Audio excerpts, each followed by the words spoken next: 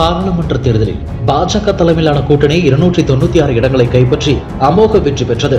இதில் பாஜக மட்டும் 240 இடங்களை கைப்பற்றியது. ஆனால் மத்திய அமைச்சர்கள் சிலர் எதிர்பாராத தோல்வியை தழுவியுள்ளனர். ஏற்கனவே அமைச்சர்களாக இருந்த எல் முருகன், ராஜீவ் சந்திரசேகர், ஸ்மிருதி இரானி உள்ளிட்டோர் தோல்வியடைந்தனர்.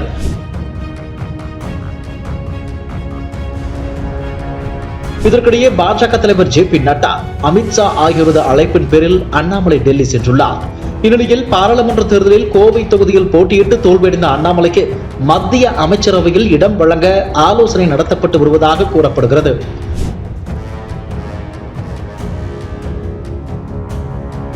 புதியவர்களை அமைச்சர்களாக நியமிக்க பாஜக முடிவு செய்துள்ள நிலையில் அந்த பட்டியலில் அண்ணாமலை பெயரும் இடம்பெற்றுள்ளது எனவும் அவருக்கு ஒரு முக்கிய துறை கொடுக்கப்பட உள்ளதாகவும் கூறப்படுகிறது.